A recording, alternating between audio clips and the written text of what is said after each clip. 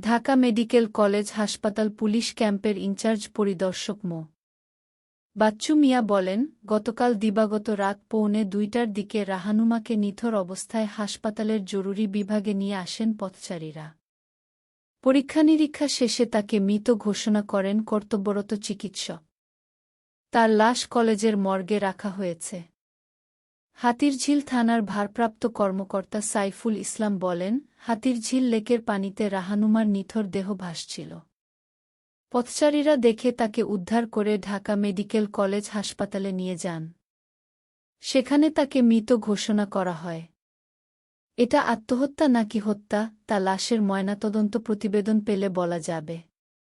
তার বাবা নোয়াখালী থেকে ঢাকায় এসেছেন। তিনি থানায় যে অভিযোগ দেবেন সেভাবে ব্যবস্থা নেওয়া হবে।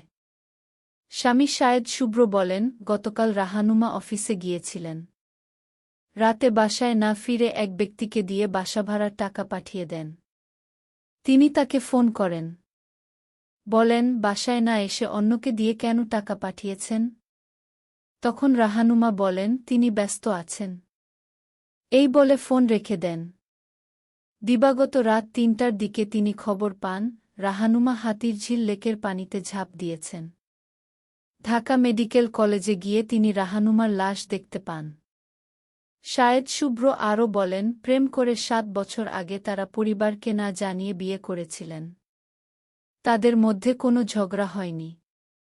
তবে বেশ কিছুদিন আগে থেকে রাহানুমা আলাদা হয়ে যেতে চাইছিলেন।